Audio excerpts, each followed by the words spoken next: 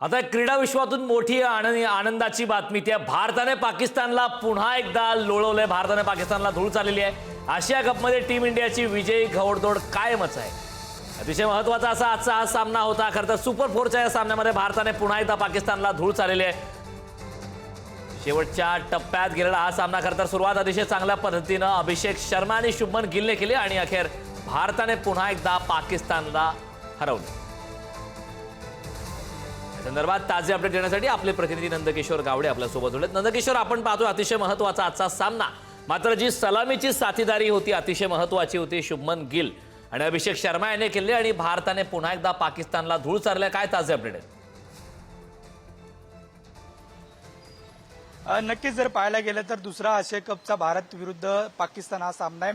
खरं तर जे पहलगामचं युद्ध झालेलं होतं त्याच्यानंतरचा हा दुसरा सामना होता, त्यामुळे बऱ्याचशा लोकांचा पहिल्या सामन्याकडे लक्ष होतं। मात्र पहिल्या सामन्यात एकतर्फी भारताने विजय मिळवलेला कुठेतरी पाहायला मिळत होता। मात्र या सामन्यात जर पाहायला गेलं तर तुर्चीचा जो भारत पाकिस्तानचा जो सामना आहे तो नेहमी तुर्चीचा राहिलेला आपल्याला पाहायला मिळत होता। तशाच पद्धतीचा आजचा सामना सुद्धा पाहायला मिळत असलेला आपल्याला पाहायला मिळते। म्हणजे डॉट टू डॉट बॉल आणि तशाच पद्धतीच्या रनच्या ज्या आवश्यकता आहेत त्या भारताला पाहिजे होत्या। मात्र जर पहिल्यांदा पाहायला गेलं तर गिलच्या आणि अभिषेक शर्माची कुठेतरी मोठी भागीदारी राहिलेली आपल्याला पाहायला मिळते। जवळपास अभिषेक शर्मानी 72 म्हणजे 70च्या पेक्षा जास्त रन काढलेल्या आहेत, तर कुठेतरी 47 रनावरती शुभमन गिल सुद्धा आउट झालेला होता। त्यामुळे दोघांची भागीदारी जर पाहायला गेलं तर शतकापर्यंत गेलेली आपल्याला पाहायला मिळते आणि याचाच फायदा कुठेतरी टीम इंडियाला झालेला आपल्याला पाहायला मिळतो। आणि एकंदरीत जर पाहायला गेलं तर टीम इंडियाचा आता विजय जो आहे तो निश्चितच झालेला आपल्याला पाहायला मिळतो। संपूर्ण जणांची जी खेळी आहे ती उत्तम प्रकारची राहिलेली आपल्याला पाहायला मिळतात। शेवटच्या किशोर, मी आपल्याला काही क्षणासाठी थांबवतोय। आपल्यासोबत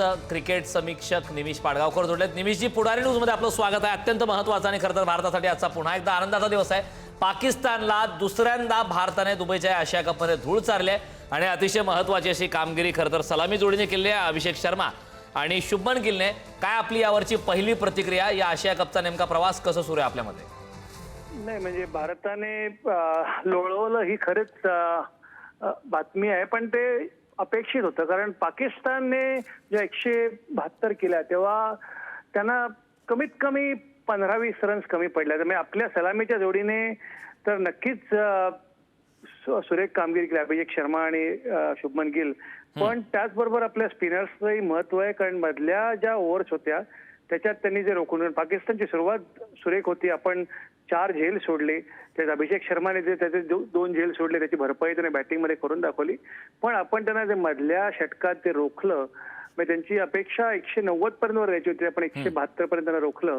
त्यामुळे त्याचं पण थोडंफार श्रेय आपल्या फिरकी गोलंदाजांना द्यायला पाहिजे, कुलदीप आणि वरुण चक्रवर्तीला। त्यामुळे नक्कीच शुभमन गिल आणि अभिषेक शर्माने जो पाया रचला त्याच्यावर जिंकणं आहे तेव्हाच नक्की झालं होतं। फक्त निविजी, एक महत्त्वाचा मुद्दा आहे की खरं तर अखेर निष्कर्ष निघालाय मॅचचा। भारताने विजय नोंदवलेला आहे आज पुन्हा एकदा।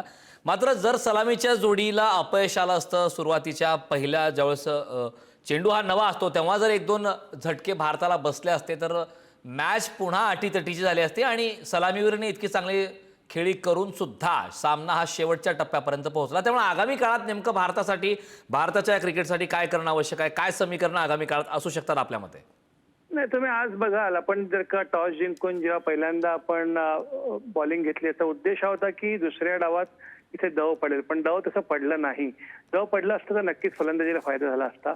पण तुम्ही ते न पडता सुद्धा आपण आज जो पाठलाग केलाय धावांचा त्याचा विचार केलात आणि भारतीय संघाच्या फलंदाजीची डेप्थ आहे। म्हणजे जरी तुम्ही म्हणता की सलामी जरी दरवेळेला चांगली झाली नाही किंवा एखाद्या लवकर बाद झाला अभिषेक शर्मा किंवा शुभमन गिल, तरी आपली खाली अक्षर पटेल पर्यंत जी फलंदाजी आहे ती बघता नक्कीच सखोल अशी आपली फलंदाजी आहे। आणि मला वाटत नाही की अगदी जरी आता भारतीय संघ कुठच्याही फॉर्मॅटमध्ये घ्या, तुम्ही अगदी कसोटी घ्या, T20 घ्या किंवा 1 डे, एका दुसऱ्या खेळाडूच्या जीवावर अवलंबून राहत नाही। पूर्वी असे जे आपले महान खेळाडू बाद झाले की ते धावत येणार आहेत आता पुढे काय, तशी आता परिस्थिती उरलेली नाही। कारण प्रत्येक जण यातला 140-130च्या स्ट्राईक रेटने धावा करू शकतो। प्रत्येक जण प्रोफेशनली तयार आहे।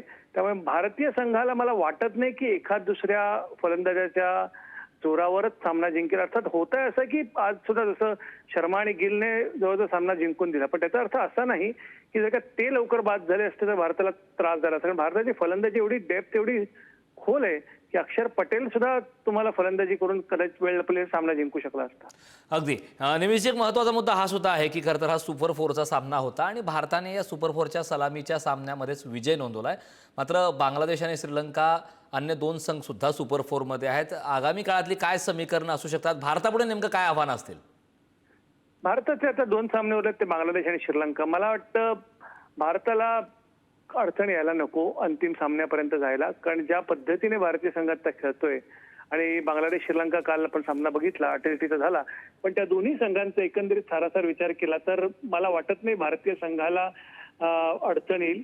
आज आपला बुमरा चालला नाही, पण असं होतं, म्हणजे दरवेळेला प्रत्येक खेळाडू खेळतो असं नाही, पण भारतीय गोलंदाजी जी फिरकी, विशेषतः गोलंदाजी प्लस बुमरा आणि भारतीय फलंदाजी मगाशी जे म्हणलं ते बघता मला वाटत नाही भारताला अंतिम फेरीत जायला काही विशेष अडचणी हवी, हेच मला दिसतंय आता. नक्की निमिषजी, खूप खूप धन्यवाद. आपण पुढारी न्यूजशी संवाद साधलात त्याबद्दल. हे दृश्य आपण परत पाहतोय. खरं तर भारताच्या या विजयानंतर उपराजधानी नागपूरमधील हे दृश्य आहेत, विजयाचा जल्लोष. खरं तर भारत पाकिस्तान अतिशय महत्त्वाचा आजचा सामना होता. दुबईमध्ये एशिया कप सुरू आहे आणि सुपर फोरच्या या सामन्यामध्ये पुन्हा एकदा भारताने पाकिस्तानला धूळ चारली आणि स्वाभाविकच आहे, क्रिकेट फॅन सध्या क्रिकेट प्रेमी रस्त्यावर उतरले आहेत. जल्लोष पाहायला मिळतोय. तिरंगा झेंडा हातामध्ये घेऊन भारतीय क्रिकेट प्रेमी आता जोरदार जल्लोष करतात. एक विजयाचं सेलिब्रेशन सध्या पाहायला मिळतंय. आशिया चषकमधील भारताने हा पाकिस्तानवरती सलग 4था विजय मिळवलेला आहे.